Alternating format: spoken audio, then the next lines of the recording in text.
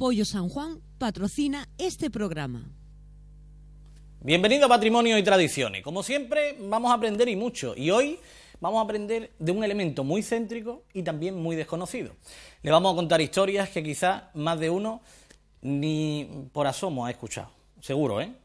Vamos a saludar ante todo a los que nos ven en Córdoba, en Sevilla, en Valencia y en Madrid en concreto, en Fuenlabrada y en Torrejón de Ardoz, a través de las redes de cable de PTV. Por internet, como siempre, en los 5 continentes. Y muchos son los que nos ven, afortunadamente y a Dios gracias, en toda la zona que abarca la TDT, en el canal 51 en la provincia de Málaga. Bueno, pues con todo este saludo que ya de rigor, ¿verdad? Vamos a empezar a hablar de una iglesia que está ubicada, como le decía, en un lugar muy céntrico y que no digo que haya pasado desapercibida durante toda la vida, pero que a partir de ahora va a tener más esplendor que nunca, al menos del conocido por los que podemos contarlo, de eso estamos más que seguros.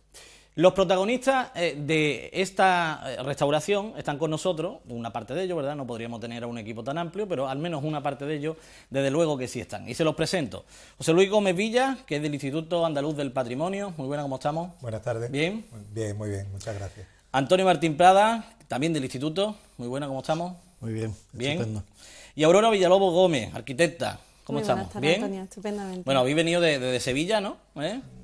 No del todo. No del todo. todo. De Sevilla soy yo y por causas circunstanciales. ¿Va? Bueno, pero os damos las gracias sobremanera por ello también, por el esfuerzo, porque de esta forma podemos tener de primera mano una información valiosa, unos documentos testimoniales que vamos a ver en pantalla y que ellos nos van a verbalizar también, que indudablemente eso a todos nos va a servir y mucho para seguro empezar a acercarnos. De entrada ya les digo que mucho de lo que van a escuchar van a poder repetirlo en persona, porque hay una visita guiada que eso indudablemente también merece la pena que lo realicen. Y por supuesto están a la vanguardia y tienen blog, página web, de todo eso iremos hablando a lo largo de hoy, para que si están viendo el programa y quieren seguir ampliando información, pues puedan hacerlo de una manera cuantiosa y sobre todo minuciosa. Vamos sobre todo a hablar un poquito, vamos a esbozar qué nos encontramos cuando empezamos un día a hablar del Santo Cristo de la Salud. La iglesia del Santo Cristo, Plaza de la Constitución, calle Compañía, ahí nos encontramos algo que... Bueno, pues nos encontramos, yo creo que una de las principales joyas patrimoniales de Málaga, y el instituto se fijó en ella allá por el año 2006, creo que fue la primera vez, pues porque tenía una serie de carencias conservativas que probablemente ahora Aurora explicará mejor, pero sobre todo porque reunía esos condicionantes que el instituto busca en sus proyectos estrella, como ha sido este proyecto de conservación del Instituto Andaluz de Patrimonio Histórico, que es el que las intervenciones aunen el valor histórico-artístico de las piezas, el valor de representatividad social que tiene la Iglesia del Santo Cristo en la ciudad de Málaga, porque ha sido epicentro de muchas cuestiones históricas, devocionales y culturales que ahora podremos ver, y sobre todo eso, que a través de su conservación podríamos devolverle a la ciudad de Málaga gran parte de un patrimonio que estaba un tanto olvidado y que estaba ahí latente esperando a que alguien le metiera mano, ¿no? Claro. Así que eso es lo primero que encontrábamos en la iglesia del Santo Cristo de la Salud, un bien que necesitaba intervención y que tenía mucho valor y mucho peso histórico, artístico, devocional y social.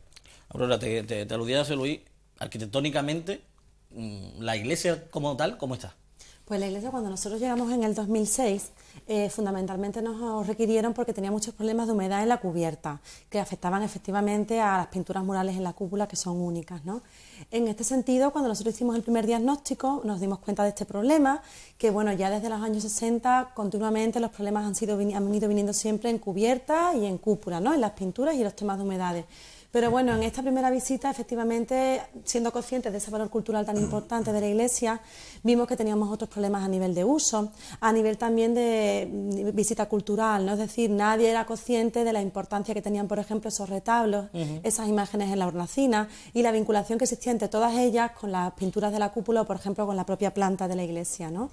Y por eso un poco el proyecto se fue fragando desde la simplicidad de ser un proyecto de bienes muebles que te requería de una parte de intervención en obra para quitar humedades y poco a poco pues ir convirtiéndose en lo que hoy presentábamos. Tanto fue que se acuerdan ustedes cuando el hallazgo, no hace tanto, de los restos de Pedro de Mena, y los restos estaban allí, lo decía muy clara la placa, ya después se hizo ese entierro hasta la iglesia del Císter, donde ahora sí ya reposan, ¿no? Pero son detalles que están ahí, que la iglesia estaba un poquito, vamos a decir, en penumbra. Ahora tiene otra claridad, ¿no, Antonio?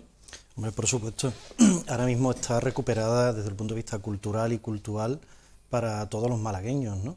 Y bueno, pues gracias precisamente a ese plan de comunicación y difusión que se integra dentro de ese gran proyecto que está formado por un equipo interdisciplinar, pues podemos decir que se ha favorecido la participación del público antes, durante y después de la obra, ¿no? Claro. Pues, vamos, descubriendo pues un edificio que la mayoría de su feligresía vuelve a reconocer como suyo, ¿no? Pero con luz propia y color, claro, cosa que antes no tenía. Feligresía cortita, pues sabemos que hay muy poca población en el centro, ¿verdad? Pero desde luego son de esas iglesias sentimentales, y la imagen del Santo Cristo, que ahora provisionalmente está en la iglesia de los Mártires, saben que estuvo también en la capilla del Hospital Noble, pero que volverá a su lugar normal, porque de hecho es quien le da nombre a esta iglesia que estamos viendo en pantalla, que primitivamente no se llamó así. El primitivo origen de la capilla que había primitiva. Bueno, pues el primitivo origen de la capilla, la iglesia en sí es el espacio de oración o el espacio de devoción actualmente, pero el espacio de devoción originario del Colegio de Novicios de la Compañía de Jesús en la ciudad de Málaga, una fundación que estuvo muy vinculada al inicio de la propia compañía en la ciudad y que tuvo una serie de avatares históricos y que se terminó edificando al principio del siglo XVII con una tipología, la de planta centralizada, pues como veremos ahora, dedicada al martirio y al ejemplo del camino hacia el martirio que debían tener los propios miembros de la Compañía de Jesús, pero que había llegado a nosotros como centro devocional a través de la imagen del Santo Cristo.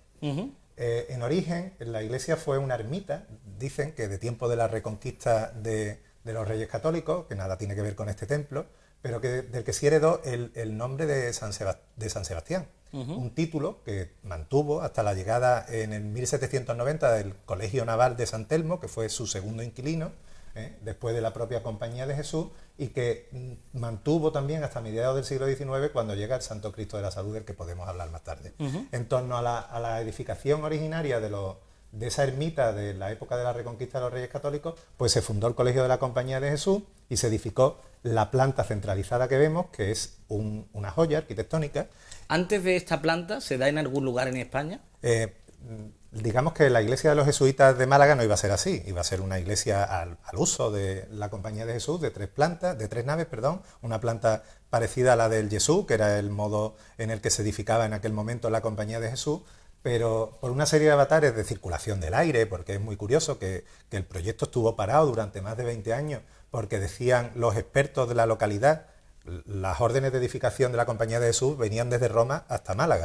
Sin embargo, los expertos arquitectos de la catedral y del cabildo del Ayuntamiento de Málaga estaban en contra de cómo había planificado la Compañía de Jesús la edificación de la iglesia, y lo que decían o esgrimían es que no iba a llegar bien el viento de levante, que era el viento que refrescaría la iglesia, porque había una gran pantalla que parapetaba la entrada de aire en las tres naves, ¿no? Estaba orientada, pues digamos, mirando al mar. Y eso no tenía ningún sentido en la ciudad de Málaga. Después de esgrimir muchos argumentos, muchas cartas cruzadas, hasta el principio del siglo XVII no se visa esta planta centralizada, que es con la que finalmente solventan el tema de la ventilación. Podrían haberle dado la vuelta a la iglesia simplemente, haberle abierto una puerta lateral y haber aprovechado las alturas de la nave para ventilar. Pero el caso es que le dan la vuelta, y la verdad es que al principio del siglo XVII ya había un cambio de mentalidad. Y la iglesia del Santo Cristo se convierte en la primera iglesia centralizada de España, de la Compañía de Jesús. De España. De España. Es una joya arquitectónica que nosotros hemos adscrito, como ya hizo Gutiérrez de Ceballos hace 50 años, lo hemos refrendado un poco más, a un hermano de la compañía, gran arquitecto del siglo XVII, que se llama Pedro Sánchez, y que también edifica en ese tiempo otra iglesia de planta centralizada, unos años después, que es la iglesia de San Hermenegildo de Sevilla, también para un colegio de jesuitas, para un noviciado, y también sustituyendo a una iglesia de tres naves como la del Jesús, porque tampoco cuadró en el presupuesto o en el modo de edificarla. Muchos lo han visto siempre desde el suelo y han pensado que incluso esa bóveda eran mármoles. Sí, es una arquitectura fingida. Hay un espíritu dentro de toda la ornamentación de la iglesia que es recubrir de elementos pictóricos y elementos de policromía los materiales que no son tan nobles como puede ser el mármol o la piedra. Entonces esa idea se extiende desde abajo arriba, y donde primero se ejecuta de hecho es en la propia bóveda, que se acaba de pintar en torno a 1643 y que lo que hace es prolongar, simulando la arquitectura al modo del Renacimiento, simulando esa arquitectura y sirviéndose de los distintos nichos o ventanas, vanos que hay a lo largo de la bóveda simulados para mostrar un programa iconográfico, iconológico sobre el martirio, ¿no? Ya he dicho antes que la Compañía de Jesús lo que hace en el Colegio de Málaga, como en todos sus colegios, es formar a novicios. Y los novicios lo que tienen que hacer es irse fundamentalmente a evangelizar a las misiones. Claro. Entonces, el fin del programa iconográfico del Santo Cristo de la Compañía de Jesús era mostrar a esos novicios que en la bóveda celestial estaban representados todos los mártires de la iglesia primitiva de Roma. Y que en la nave, digamos, en la parte terrenal de la iglesia, se iban a ir colonizando las distintas capillas, las 4 capillas, a los santos y mártires de la propia Compañía de Jesús, para mostrarles ese camino de la salvación hacia la muerte. Y esas capillas se dedicaron originariamente a San Ignacio de Loyola, como no podía ser de otra manera, San Francisco Javier, San Francisco de Borja y, por último, a los santos mártires del Japón, que habían sido mártires en 1597, muy poco tiempo antes de la dedicación del templo. Vemos muchos detalles, iremos completando a lo largo del programa de hoy más información al respecto, pero lo que estamos viendo en pantalla es algo que para el malagueño es totalmente desconocido. ¿Cómo se consigue que una iglesia, que todos recordamos con mucha penumbra, tenga esa luminosidad? Sí, ciertamente la iglesia estaba en penumbra porque el sistema de iluminación estaba concentrado en la cornisa con unos fluorescentes pues, que además tenían dificultades de mantenimiento y bueno, pues no habían perdido mucha potencia lumínica.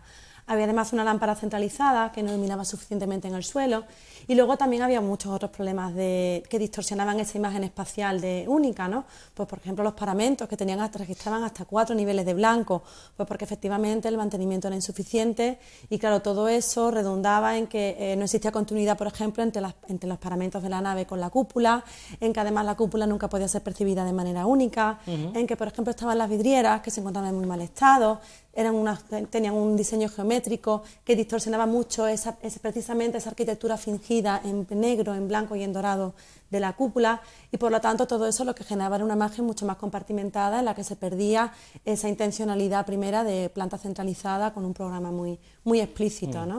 El edificio ya de por sí ayudaba poco, ¿no? Porque era como una casa antigua con muchos vecinos, ¿no? Muchas Bueno, puertas. Sí significaba que estaba muy querido, que estaba muy vivido, pero ciertamente, pues en el último mitad del siglo XX había muchas intervenciones sin un criterio patrimonial y eso pues iba en detrimento evidentemente de la interpretación, ¿no? De esta lectura que con el proyecto hemos intentado rescatar y de hacer mucho más explícito.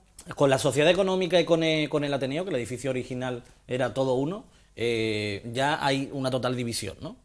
Bueno, efectivamente, como la iglesia era la iglesia del antiguo Colegio Noviciado de los Jesuitas, esas conexiones estaban abiertas y bueno, a partir de esta intervención, por ley, ¿no? Estábamos obligados a independizar la iglesia del resto de usuarios, ya que son ámbitos que por cuestiones de incendio, de evacuación, por la propia seguridad de uso, pues teníamos que delimitar. Por lo tanto, hemos controlado mucho esos elementos de conexión y evidentemente pues ahora la iglesia sí podemos decir que es independiente, aunque esas conexiones pues para determinadas ocasiones pues están ahí y no se ha perdido la información, ¿no? Bueno, bien está, ¿no? Como testigo histórico, pero a la hora de funcionar, ¿verdad? Cada uno en su casa y Dios la de todo. Eso es. Bien. El retablo lo vemos ahí, tenemos una idea ya más aproximada de lo que la intervención está suponiendo. Y el público en general, Antonio, cuando hablamos de cómo se está acercando a la iglesia, ha tenido oportunidad incluso de visitar las bóvedas a través del andamio que se colocó durante el proceso de restauración. Efectivamente. ¿Cómo está redescubriendo la iglesia del Santo Cristo? Bueno, la están descubriendo algunos desde el recuerdo, otros desde como si fuera la primera vez. De hecho, muchos de ellos no conocían ni siquiera, no habían entrado nunca dentro de la propia iglesia, ¿no? Nosotros, gracias al Plan de Comunicación y Difusión, planteamos una serie de actividades que hemos desarrollado antes, durante y después. Antes, y la primera vez, fue la Noche en Blanco. La Noche en Blanco, hace 2 años, pues propusimos visita a la iglesia del Santo Cristo a la luz de las velas. Tuvimos un éxito tremendo, fueron 2.400 personas los que nos visitaron aquella noche y consistía simple y llanamente en poner en cada una de las tribunas unos tonos rojizos, la bóveda también iluminada con unos tonos azules muy bajos y todos los retablos llenos de velas y con olores a primavera, música clásica, un poco dándole un ambiente como eran las iglesias en aquel momento. Con posterioridad, pues lo que hemos hecho durante ha sido el programa Obra Abierta, que bueno, pues, permitía el acceso a un gran andamio central que se puso precisamente para facilitar la intervención de las pinturas de la cúpula, y en la primera planta pues se dispuso lo que era un taller de restauración. Hemos de recordar que todas las esculturas se trasladaron al Instituto Andaluz del Patrimonio Histórico porque el espacio material de la iglesia es muy pequeño, entonces se restauraron en los talleres en Sevilla. Entonces, en esa primera plataforma lo que se hace es llevar a cabo la intervención de todas aquellas piezas que se pueden desmontar. Que es lo que vemos precisamente en pantalla, ¿no? Bueno, eso es lo del Instituto Andaluz del Patrimonio Histórico, esas son las imágenes de lo que es el Cristo de las Ánimas y las figuras que componen lo que es el misterio, ¿no? Todo eso es los talleres de restauración de esculturas en madera policromada del Instituto Andaluz del Patrimonio Histórico. Bueno, en esa primera plataforma, como he dicho, pues el público, nosotros hacíamos un itinerario, le explicábamos un poco la historia, íbamos en función de las necesidades, podían ver la restauración de estos elementos que se podían desprender y luego subían arriba del todo. Por supuesto, eran casi unos 30 metros de altura, unas medidas de seguridad expresas, grupos de 15 personas. Este programa lo tuvimos abierto durante 7 meses, grupos de 15 personas máximo, ya os digo, repito, por la seguridad, y conseguimos un total de 3.239 visitas aproximadamente, enfocados fundamentalmente a estudiantes de secundaria, de bachillerato, grupos de interés, educación de adultos, cursos superiores, grados, etcétera, etcétera, ¿no? Incluso profesionales relacionados directa e indirectamente con lo que es el patrimonio cultural, ¿no? Bueno, paralelamente tuvimos también lo que era un ciclo de conferencias donde informábamos un poco no solamente de la historia del edificio, sino del contexto, ¿no? Por ejemplo, cómo había sido en un momento dado los avatares por los que había sufrido, los distintos inquilinos que había tenido a lo largo de la historia, el propio edificio dentro de lo que es la historia del arte, ¿no? Etcétera, etcétera, ¿no? Y bueno, pues hemos tenido una aceptación muy buena. Y luego, por último, lo que hemos tenido ha sido lo que es las actividades que hemos desarrollado una vez que han terminado lo que es la intervención, ¿vale? Y bueno, pues aquí lo que ofertamos es, hemos hecho una exposición, que han habido una serie de MUPIs puestos en la Plaza de la Constitución, eran 10 en total, cedidos, y desde aquí se lo queremos agradecer a lo que es Festival de Málaga.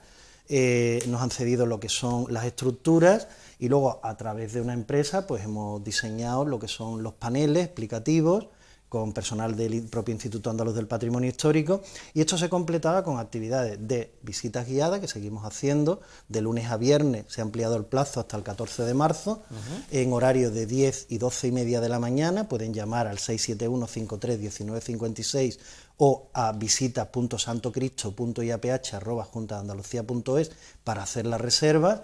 Y luego por las tardes, de lunes a viernes, puertas abiertas, de 4 a 8 de la tarde, y los sábados de 10 a 2 de la tarde. Esta tarea que Antonio nos cuenta, desde un punto de vista muy personal, muy particular, la entiendo como fundamental, porque el trabajo de José Luis y de Aurora antes se hacía exactamente igual, ¿no? Pero se quedaba en el ámbito científico y el pueblo rara vez se enteraba. ¿Esto está ayudando a que haya una mayor conciencia patrimonial? Es lo que pretendemos, por eso las hacemos, ¿no? De hecho, desde el diseño del proyecto, que es un proyecto pues muy complejo, que no cabe aquí explicar y que tiene muchos estudios, uno de los fundamentos que tenía ese proyecto era el hacer llegar a la sociedad malagueña que la Iglesia del Santo Cristo tenía unos grandes valores históricos y culturales.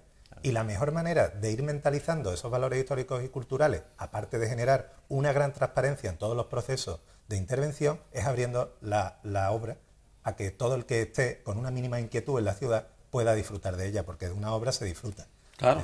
Entonces, yo creo que... Menos en la casa de uno. Menos en la casa de uno. Sí, si tiene que hacer cuarto de baño, mejor que vaya. Claro. Pero de una obra se disfruta si no estás trabajando mucho a pie de obra también, que también cansa.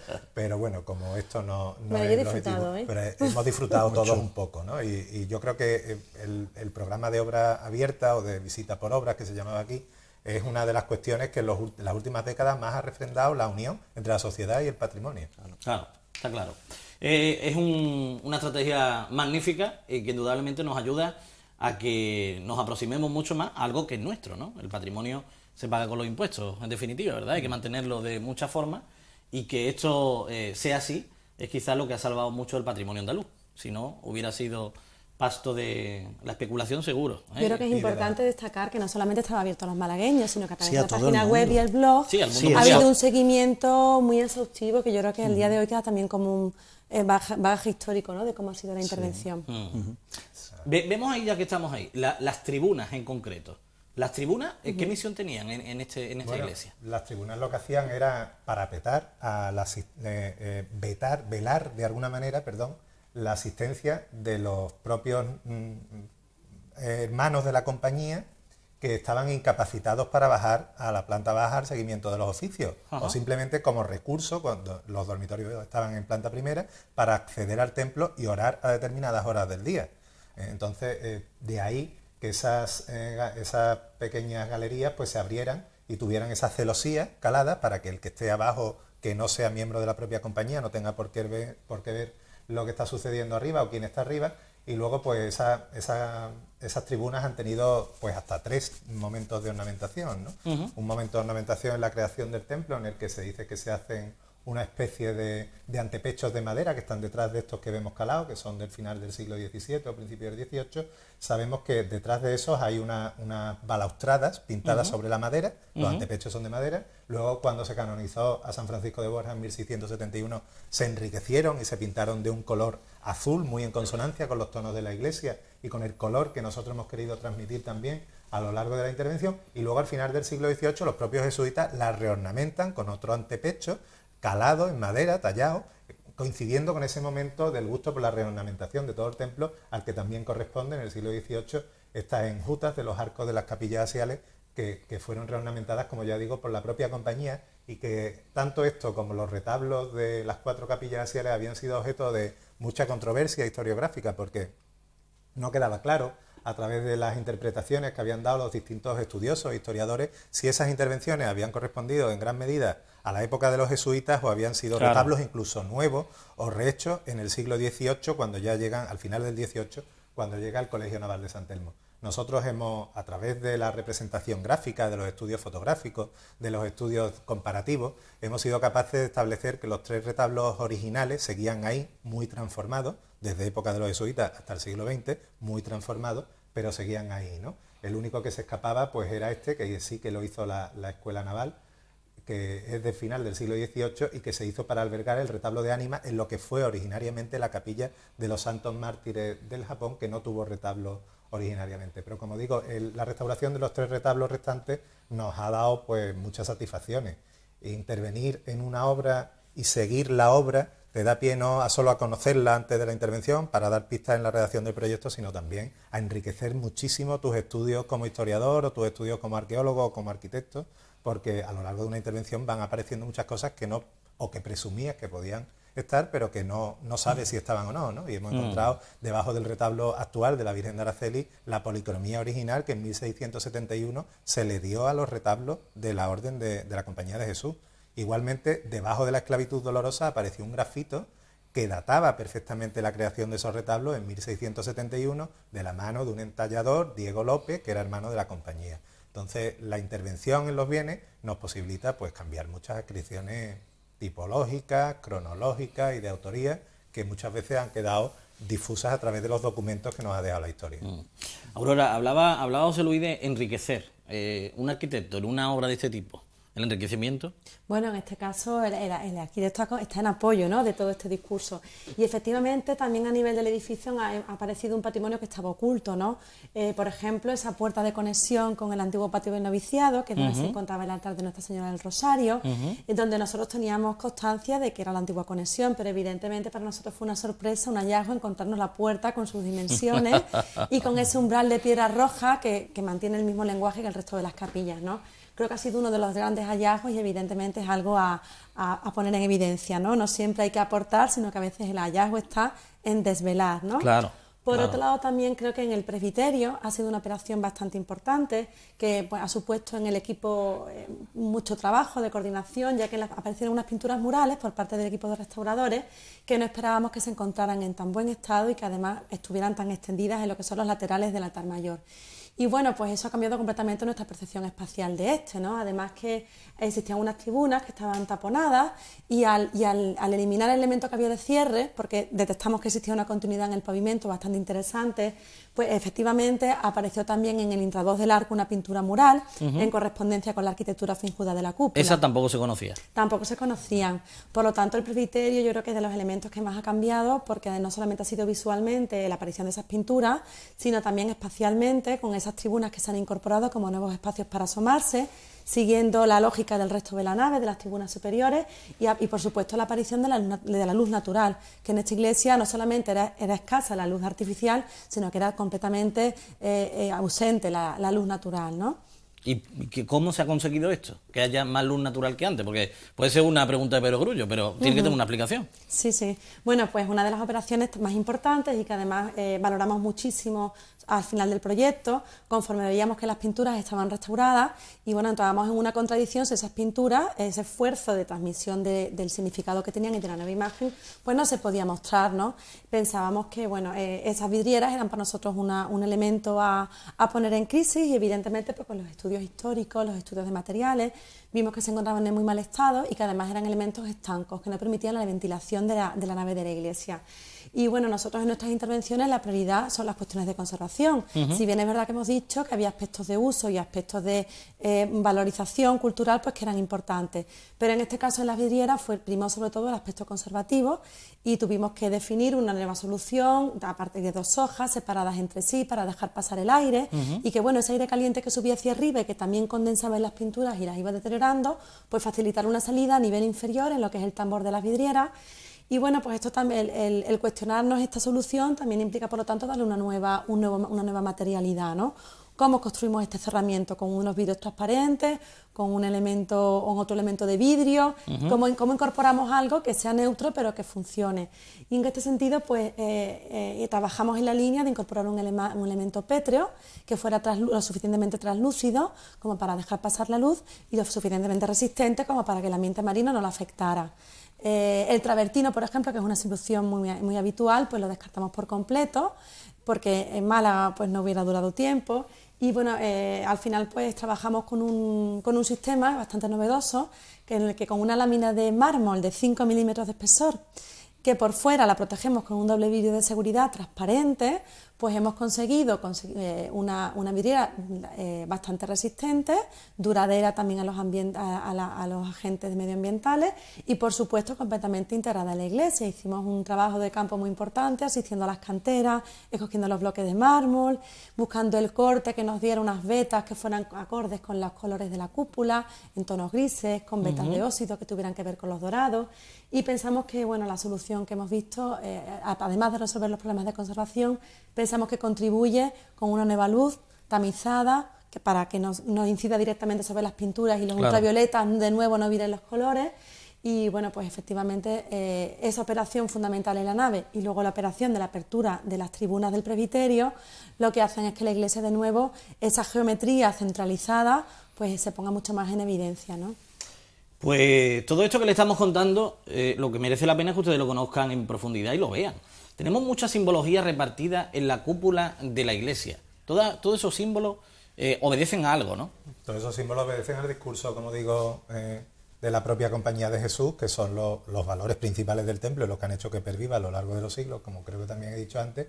Y bueno, pues en el propio tambor del orden gigante toscano que tiene la iglesia aparecen sobre un fondo negro, en elementos dorados, una serie de elementos del martirio. Están el cruce de palmas, que significa a todos los mártires, el sol, que es reflejo del éxito del martirio, la corona de laurel, con la que se identificaba históricamente en el mundo greco-romano a todos los héroes de ese mundo, y que por asimilación lo coge la Iglesia católica para sus mártires. Y luego, por supuesto, estaba el anagrama de la Virgen María, siempre presente como primera génesis del protomártir, y luego la propia emblema del anagrama del JHS de los jesuitas, que también está tomado del martirio de Cristo y del nombre de Jesús, y de su premonición en la circuncisión del derramamiento hasta su última gota de sangre, ¿no? Que es de donde nace el anagrama de los jesuitas. Y luego pues eso se extendía al resto de los mártires, que como digo están todos con sus atributos y que corresponden al inicio de las persecuciones romanas en la Iglesia católica. Es curioso, pero las imágenes que estamos viendo, ¿verdad? Más de uno sé que lo está pensando, pero de verdad que todo esto que estoy viendo está en el Santo Cristo, me lo estoy perdiendo. Esa manzana que tenemos ahí justamente en calle Compañía, calle Los Mártires, se ha revolucionado en los últimos años, ¿verdad? De los antiguos almacenes Álvarez, a encontrar ahí en el propio Thyssen y recuperar un edificio, y todo eso estaba prácticamente oculto, ¿no? El Thyssen le ocurrió algo similar, ¿no? El Santo Cristo no ha sido el cambio tan brutal, pero lo que se ha conseguido recuperar, evidentemente, tiene un volumen considerable. Visítenlo, que es lo importante. Que lo que tienen que hacer es visitar, ahora toca visitar el Santo Cristo, ¿eh? Ya han tenido tiempo para visitar Thyssen también. Pero todo eso es lo que hace que Málaga tenga una identidad propia, una personalidad. Aquello de Málaga hay pocas cosas que ver. Yo creo que esto se quedó antiguo hace ya algunas décadas y afortunadamente tenemos otra pieza más que ver en nuestro recorrido cultural, turístico, patrimonial, llámenlo como quieran, cada uno con su gusto, pero lo importante es que lo hagan suyo. Nos vamos a publicidad, volvemos enseguida y la recta final la vamos a seguir dedicando al Santo Cristo y ya dando algunos apuntes en torno a todo lo que hemos ido comentando.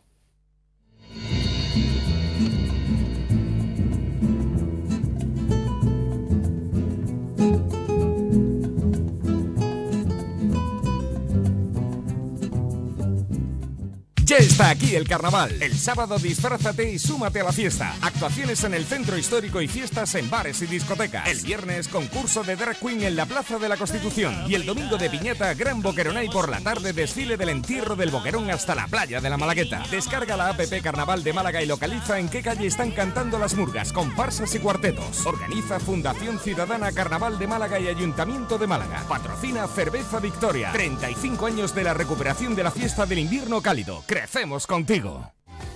Pollo San Juan. Estamos en calle Herrería del Rey junto al Mercado Central. Abrimos de 10 a 9 y media. Festivos de 11 a 3 y media. Pruebe nuestros exquisitos pollos asados. Más de 50 años haciéndolos. Acompañados de patatas, pimientos fritos y nuestras salsas de alioli, brava o mojo picón. Contamos con servicio a domicilio. Llámenos.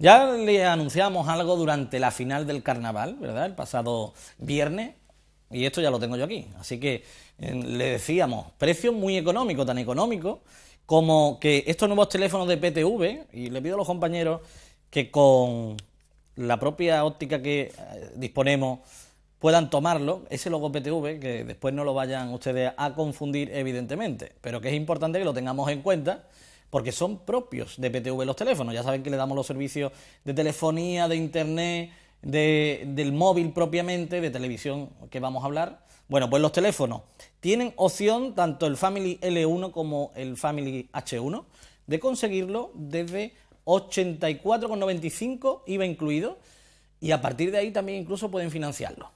A partir de ese precio, fíjense si puede ser suyo. Estamos hablando de unos 4 euritos al mes. No vamos a darle más vueltas ni vamos a atosigarlo con más datos. Seguimos hablando del Santo Cristo porque merece la pena en estos 10 minutitos que nos quedan que evidentemente sepan ustedes a dónde vamos. Es decir, yo pongo un pie en el Santo Cristo y ese contacto con la historia me tiene que llevar ¿a qué, José Luis? Tengo que decir que mi preocupación fundamental como historiador del proyecto era que cuando alguien llegara al Santo Cristo después de su restauración no sufriera ningún colapso. Ningún tipo de colapso, ni ninguna catarsis, ¿no? Ni devocional, ni de percepción, ni como recursos histórico-artísticos, ni como, por supuesto, espacio de culto, ¿no? Y creo que esa preocupación fue extensiva a mucha más gente de la que tomaba decisiones en el seno del proyecto, ¿no? Y creo que lo hemos conseguido, pero creo que también es necesario dar alguna pincelada para que el que llegue no cometa la osadía de no poder entender todos esos valores que hemos intentado recuperar a lo largo de la intervención.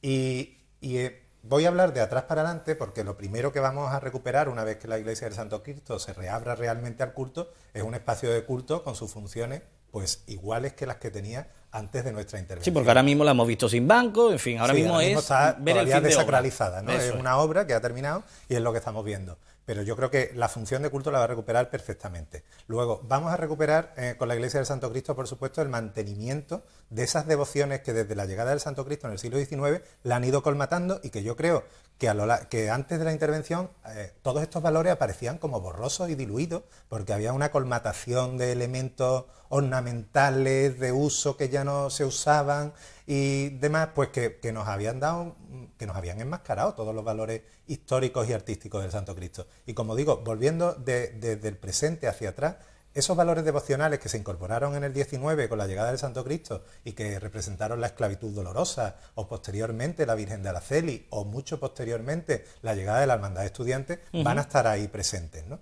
Por otro lado, vamos a presentar una iglesia que tiene también su memoria de la época en la que fue escuela de navegación, que fue al final del siglo XVIII y principio del XIX, con esa recuperación del presbiterio, que tiene esos estucos que imitaban a la piedra de mija que los navegantes pusieron en el frontal de altar, y bueno, eso también va a estar ahí presente, incluso el retablo, como he dicho, de la capilla de los mártires del Japón, que actualmente está dedicado a las ánimas, como estuvo originariamente en tiempos de la Escuela de Navegantes y que en los últimos años había sido ocupado por la Hermandad de Estudiantes, que pasa ahora a la antigua capilla de San Ignacio de Loyola.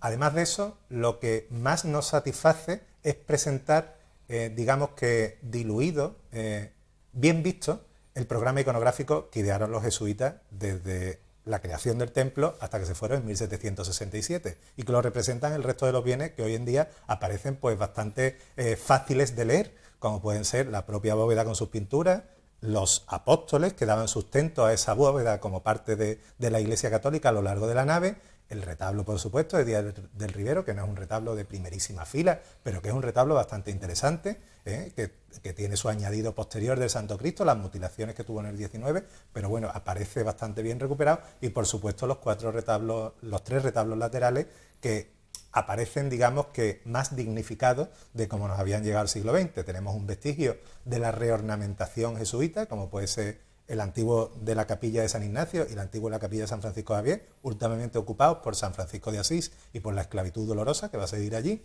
Y luego tenemos un claro ejemplo de cómo fueron los retablos en 1671 cuando se crearon, que es el retablo de la actual Virgen de Araceli, antigua de San Francisco de Borja. Y creo que eso es algo que hay que explicarlo un poco, pero que a poco que uno se indague y lo haga a través de las vías de comunicación que ha puesto el Instituto, a través de su jornada científica o de su programa de visita o a través de su web y sus recursos online que tiene mucho el Instituto y a través de las futuras publicaciones que parece que se van a editar o a través de este mismo programa, creo que el público, tanto devocional como cultural, va a recuperar todos esos valores que han sido nuestra principal preocupación y que creo que se pueden leer con un mínimo esfuerzo, digamos, formativo. Y creo que eso es una herramienta interesante que el Instituto, estoy seguro, que va a seguir desarrollando. Bueno, y de hecho esfuerzos están haciendo porque la propia exposición que hablaba ahí, que se ubicaba en la Plaza de la Constitución, ayudó y mucho a que más de uno viera la iglesia al fondo, y fui testigo, estaba allí viendo la propia exposición y más de uno ya empezó a ver la iglesia del Santo Cristo de otra forma, ¿no? Lo de la invisibilidad, yo creo que ya lo vamos a romper, ¿no? Bueno, yo creo que nos hemos hecho totalmente transparentes. Ya antes he mencionado un poco todas las actividades que hemos realizado, las hemos concluido con las jornadas científicas y de forma paralela pues hemos conseguido a través de un blog donde hemos ido contando paso a paso todo el proceso de restauración, por lo tanto hemos tenido un acercamiento al público directo y día a día, que se completaba pues con una página web, con todo un poco más técnica, más directa, profesionales, y luego lo que es la salida a una página de Facebook, ¿no? Con muchísimos seguidores, donde nos hacen comentarios, nos proponen, etcétera, etcétera, ¿no? Por supuesto, hemos conseguido eso, ¿no? La transparencia, llegar al público, llegar al malagueño, a todas las personas que vienen de fuera, que es uno de los grandes objetivos, ¿no? De inculcar la importancia que tiene conservar el patrimonio cultural, y no solamente eso, sino a las futuras generaciones que tomen conciencia de esa importancia, ¿no? De la importancia también de transferir este patrimonio al legado futuro y también crear posibles futuras vocaciones dentro de los estudiantes, que están ahora mismo indecisos. Han visto a los restauradores trabajar en vivo y en directo, ¿no? Les ha llamado la atención, han descubierto otras disciplinas relacionadas con el patrimonio cultural, cosas que antes no se planteaban, e incluso, bueno, han redescubierto partes de su propia historia que tenían totalmente olvidado o que la tradición oral no les había llegado a ellos directamente, ¿no? Se había roto un poco. La había ocultado totalmente esa trayectoria. Aurora, hablabas de 9 años de estudios sobre un templo, sobre una iglesia, un edificio. Son muchos años, 9 años. Son muchos años, pero son pocos por una iglesia con más de 400, ¿no? Los tiempos en patrimonio son así y es lo que permite pues, que el resultado que presentemos hoy sea un proyecto muy consensuado, donde los promotores del proyecto, que han sido la Fundación Caja Madrid, actualmente Fundación Montemadrid, la Consejería de Cultura, Educación y Deporte y el propio Obispo de Málaga, pues en todo momento hayan estado al día de la deriva que iba tomando el proyecto, ¿no? Que empezó siendo un proyecto de conservación y ha derivado en un proyecto que ha puesto al día la iglesia y que precisamente, como decía José Luis, al día de hoy se incorpora como una iglesia que sigue siendo tal, pero con unas prestaciones muchísimo más mejoradas, ¿no? Claro.